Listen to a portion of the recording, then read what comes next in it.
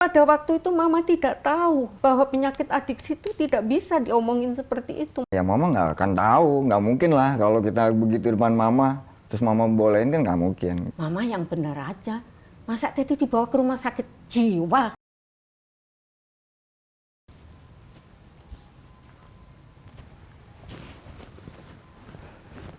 Nama saya Teddy, saya mantan pecandu. Saya sudah bersih selama 20 tahun dan saya pernah menjalani rehabilitasi di Yayasan Harapan Permata Hati Kita. Nama saya Ibu Sri, saya ibu dari seorang pecandu. Anak saya menjalani rehabilitasi di Yayasan Harapan Permata Hati Kita atau Ya Kita, dan saya sekarang aktif sebagai pengurus di yayasan tersebut. Waktu kecil, Teddy itu seperti apa sih? Anak bandel atau anak baik-baik? Kelakuan saya waktu kecil yang paling mama ingat apa? Pada waktu kamu kecil, kamu adalah anak yang baik, anak yang cukup aktif dan anak yang cerdas. Kalau disuruh tidur siang itu, saya lihat di kamarnya tidak ada, nggak taunya cari ikan sama temennya di kolam. Pulang-pulang udah penuh dengan lumpur, itu yang saya ingat. Kenakalannya ya seperti saya pikir ya kenakalan anak-anak kecil yang wajar-wajar saja. Waktu kamu kecil, mama galak nggak? Kalau iya, ada kejadian yang dimarahin mama yang paling kamu ingat apa? Kalau waktu Teddy kecil, kalau dibilang mama galak, ya galak ya. Tapi kalau sekarang kita pikirin lagi, enggak juga sih. Dulu itu memang sih kita memang tinggal di komplek ya. Jadi memang punya aturan. Nah waktu aturan itu Teddy langgar, itu mama bener-bener marah yang ibaratnya yang ngebentak tapi lebih keras lagi tuh seperti ya kayak seperti itulah.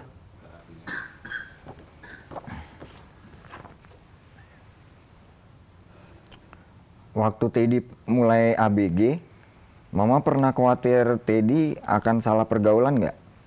Pasti, karena kamu ABG waktu itu papa sudah pindah di Jakarta. Kalau nggak ada di rumah sebentar aja saya cari kemana. Waktu itu seingat mama itu kamu ini nggak tahu masak-masak atau gimana, mama cari di rumahnya salah seorang anggota dari papa yang tinggal di RT itu, ternyata katanya liwetan di situ. Baru mama pulang, seperti itu sih saya. Khawatir yang ya sewajarnya orang tua karena hidup di Jakarta. Karena dulu kan kami dari Ambon pindah ke Cimahi, pindah Jakarta tuh paling saya takutin. Karena dari baca-baca koran itu Jakarta tuh sangat baik pergaulan untuk anak-anak maupun kehidupan sangat keras itu. Makanya saya lengah sedikit aja saya cari seperti itu. Umur-umur segitu kan umur-umur yang ngerasa jadi kurius kan, jadi pengen tahu gitu kan. Jadi ya ngikut, pertama ngikut terus habis itu ya udah. Waktu saya tahu dia ikut tawuran, pulang sekolah, jadi naik bis kan, terus sampai rumah, kamu kok gini ya mah tadi tawuran gitu. Kami ikut tawuran, enggak, ngikut-ngikut aja sama teman-teman, terus saya marahin. Nah yang saya paling ingat waktu dia ABG itu kan sedang musim cukur yang pinggirnya seperti ada jalan air itu. Wah itu saya marah nggak bisa kamu cukur begini, balik cukur, gundul, saya bilang gitu. Akhirnya yang cukur itu dirapikan. Itu yang saya ingat sekali itu untuk dia. Karena memang teman-temannya cukurnya juga begitu. Waktu kamu pertama kali pakai narkoba, kamu pakai apa dan di mana? Gimana caranya mama bisa sampai gak tahu? Intinya kan barang haram itu kan dilarang. Pasti kita kalau pakai itu ya pasti sembunyi-sembunyi gitu. Pertama kali ya rokok tuh termasuk awal mula ya, rokok, nyoba-nyoba rokok dulu waktu zaman SMP, SMA, mulai minum, nyoba-nyoba, ngumpet-ngumpet. Kayak mama nggak akan tahu, nggak mungkin lah kalau kita begitu depan mama, terus mama bolehin kan nggak mungkin gitu. Habis itu ya baru tingkatan-tingkatan yang lainnya.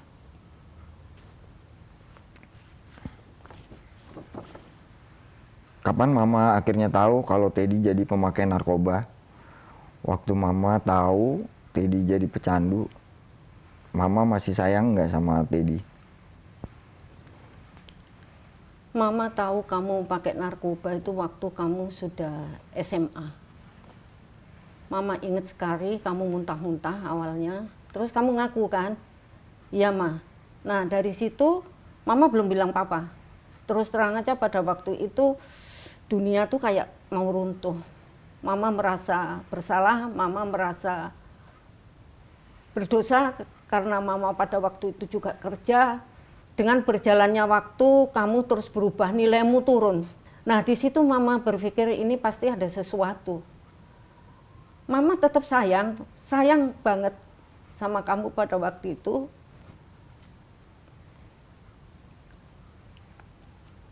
Tapi mama harus menyelamatkan kamu itu aja di benak mama, karena kamu udah nggak benar itu mama. Nah, akhirnya mama bilang, sebelum ke dokter itu mama bilang, papa, Mas, anak kita begini. Mama menyalahkan diri sendiri, untung papa itu orang yang bijak. Bapak yang bijak pada waktu itu, kamu jangan nyalahkan diri kamu sendiri, Ma. Anakmu butuh pertolongan kita. Gimana caranya kita nyelamatkan anak kita itu aja. Sampai kamu mesti ingat sekarang, kamu kalau pakai jangan lebih dari ini ya. Kalau hari ini, pokoknya jangan lebih. Pada waktu itu mama tidak tahu bahwa penyakit adiksi itu tidak bisa diomongin seperti itu. Mama hanya mengingat, jangan lebih itu aja. Kamu mesti ingat itu apa yang mama katakan. Sakitnya itu gini, kenapa anakku jadi begini? Anak itu adalah amanah dari Allah. Kenapa saya nggak bisa jaga? Itu yang saya merasa sakit banget. Sebenarnya waktu saat itu sih tahu kesedihan, tapi ya itu tadi, adiksi yang nutupin. Gue bisa create sesuatu tuh biar dapat iba, dan akhirnya yang gue perluin adalah uang untuk beli. Yang di kepala kita kan, gue butuh gitu. Oke lah, gue nangis, tapi dalam hati kecil ya tetap, ya ampun segininya. Tapi yang menang ya tetap tadi, adiksinya. Ya kayak bikin topeng aja. Saya jamin semuanya pecandu yang masih ada gitu. Kalau disuruh masuk sendiri gitu, nih ongkos gitu, malah ongkosnya dijadiin barang. Itu tadi, semua peran sertanya adanya informasi, dan keluarga itu harus mendukung untuk mau ngebantu nih anak. Nggak mungkin sendiri, ibarat kita itu udah di dalam jurang.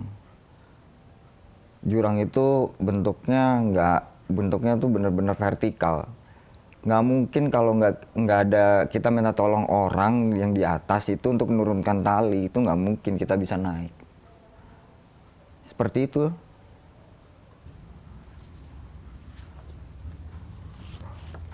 Mama sempat kebingungan nggak waktu mencari cara untuk menangani adiksi yang Teddy alami?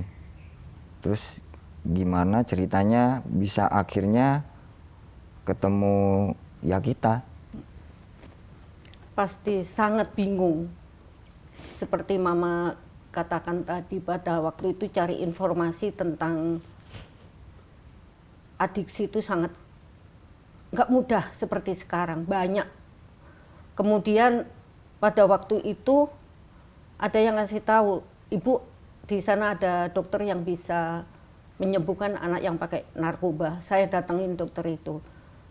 Begitu udah ngobrol-ngobrol, ujungnya ditulisin resep. Dok, mohon maaf, saya mau anak saya bisa lepas dari obat ilegal, saya bilang gitu. Tapi anak saya nggak mau anak saya diganti obat ini. Dokternya bilang gini, Bu, yang dokter ibu atau saya? Yang dokter, yang punya anak saya punya hak untuk anak saya tidak dikasih obat. Saya sampai dituding waktu itu. Pernah Bu, saya punya pasien yang seperti ibu. Ibunya tuh seperti ibu. Saya pikir cerewetnya. Ternyata dokter itu sambil berdiri nuting, 3 bulan kemudian telepon saya, anaknya dalam peti jenazah. Ini kepala mama itu seperti mau pecah. Mama berdiri ganti nuting dokternya. Anak saya nanti lepas dari narkoba tanpa obat. Padahal mama nggak tahu waktu itu, hanya ini mama nyeplos gitu aja. Sampai sama tuh mama, ya Allah, berilah yang terbaik untuk anak saya. Se-Jabodetabek mama datengin pada waktu itu, minimal mama telepon. Semua detoknya pakai obat. Kembali lagi mama putus asa. Dengan berjalannya waktu, mama inget banget pas sholat asar hari Sabtu itu.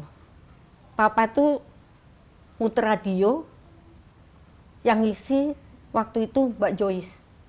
Mama dengerin sambil mama mencet telepon tuh. Tapi sulit untuk masuk. Hanya keinginan mama berbicara dengan narasumber, yaitu Bu Joyce gitu kan. Sampai acara selesai kayak putus asa. Mama telepon bisa nyambung, yang terima mas-mas, Ibu maaf acaranya udah selesai. Tapi Bu Joyce-nya masih ada enggak? Masih, Ibu sedang minum. Saya mau bicara sama Bu Joyce, saya bilang gitu. Kalau mau ya Bu, saya bentak itu yang nerima telepon saya. Saking inginnya kamu bisa ketemu dengan Bu Joyce, yang namanya Bu Joyce itu. Saya bentak, mau. Alhamdulillah pada waktu itu Bu Joyce mau bicara sama saya langsung minta nomor kontaknya. Kalau ingat itu ya lucu, ya ingin ketawa mama teh sebetulnya. Mungkin kamu ingat itu ya kan. Ingat nggak kamu diantar papa? Begitu sampai tempat ya kita itu, kamu protes. Mama yang benar aja. Masa tadi dibawa ke rumah sakit jiwa gitu. Baru saya lihat, astagfirullah, iya benar. Tapi udah, kamu kalau nggak mau turun di dalam mobil di sini aja. Tapi mama ingin tahu di dalam ini isinya apa. Dan ternyata tempat recovery-nya anak-anak yang kena narkoba tanpa obat, itu mama yang ini, tanpa obat ini tempat yang cocok untuk Teh Dimas sama papa.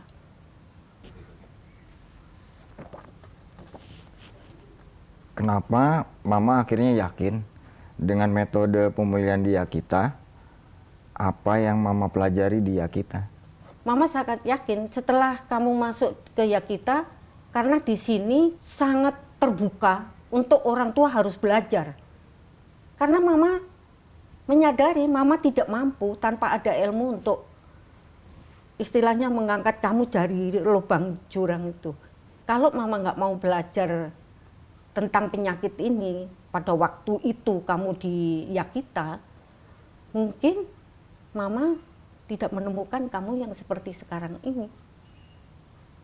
Karena menurut pendapat mama, dari pengalaman mama selama ini, Yakita, Lido atau tempat rehab manapun itu hanya jembatan untuk seorang pecandu itu menuju pulih. Sebetulnya pemulihan yang sebenarnya itu adalah di rumah setelah menjalani rehab.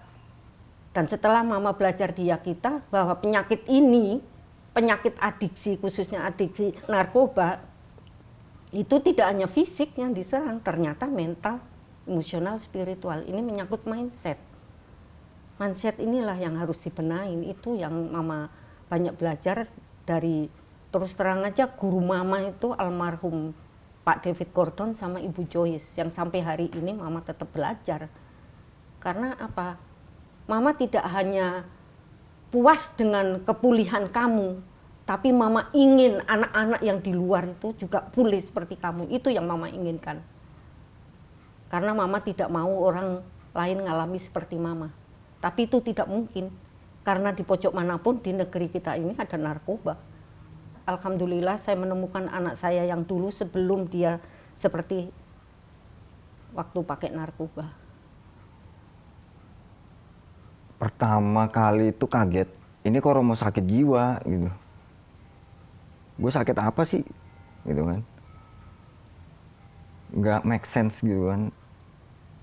Ya pokoknya penyangkalan lah, jangan sampai gimana caranya jangan sampai gue masuk institusi rehabilitasi.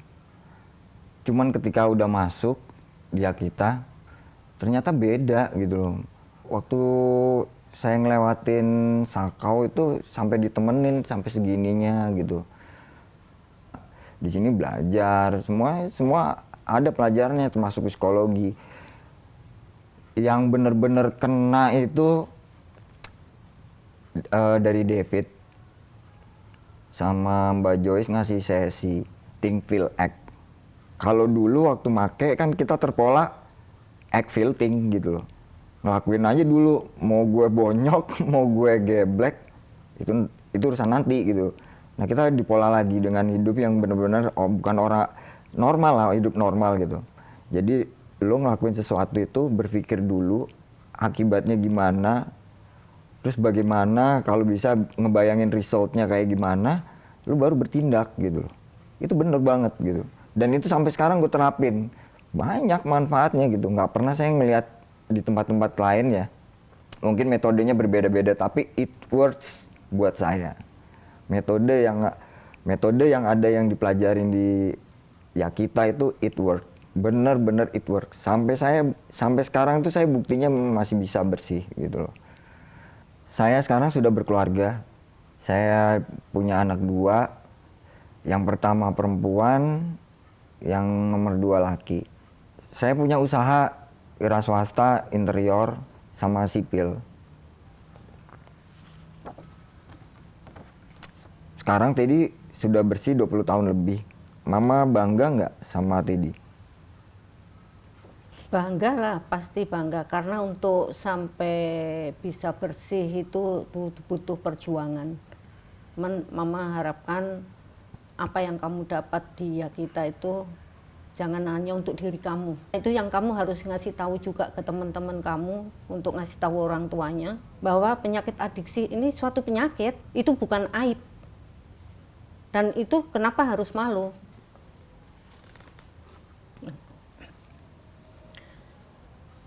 Selama ini apa kekurangan mama dalam pemulihan kamu?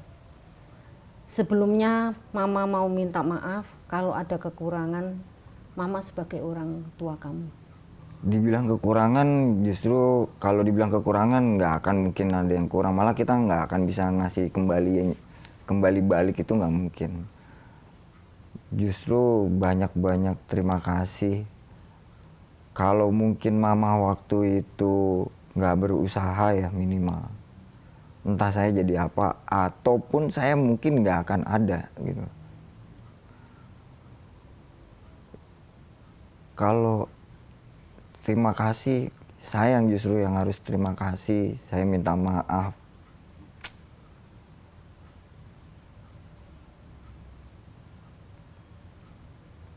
Susah.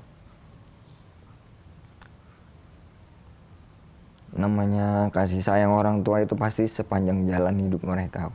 Nggak akan terganti. Nggak akan kebayar. Nggak akan keganti. Nggak akan kebeli gitu.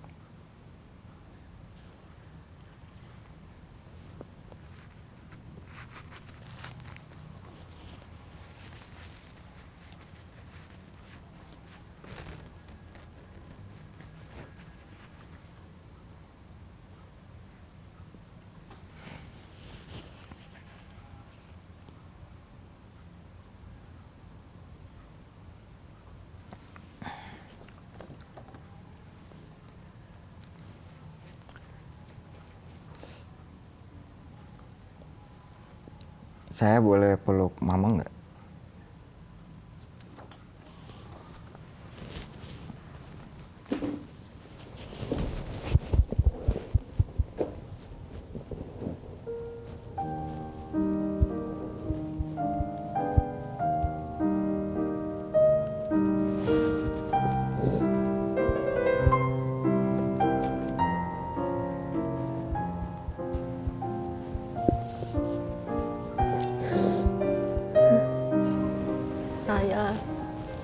Pertama saya bersyukur Allah mempertemukan saya dengan tempat ini dan anak saya bisa saya temukan lagi seperti anak saya yang dulu sebelum menyentuh narkoba. Itu yang saya rasakan sekarang ini. Dan mungkin pada waktu itu kalau saya tidak berbuat sesuatu atau saya pada waktu itu gegabah menerima dalam perjalanan itu, jalan tuh seperti mentok gitu ya. Saya ketemu dokter, anak saya kasih obat, dokternya bilang anak yang kena narkoba itu bisa lepas hanya dengan obat, mungkin saya ambil itu. Tapi tidak mungkin, dan tidak mungkin anak saya harus kasih obat. Terima kasih Mbak Joyce, terima kasih almarhum. Beliau adalah guru saya untuk mendampingin anak saya pulih. Dan insya Allah ilmu dari beliau saya amalkan sampai kapanpun, sampai akhir hayat saya. Itu janji saya.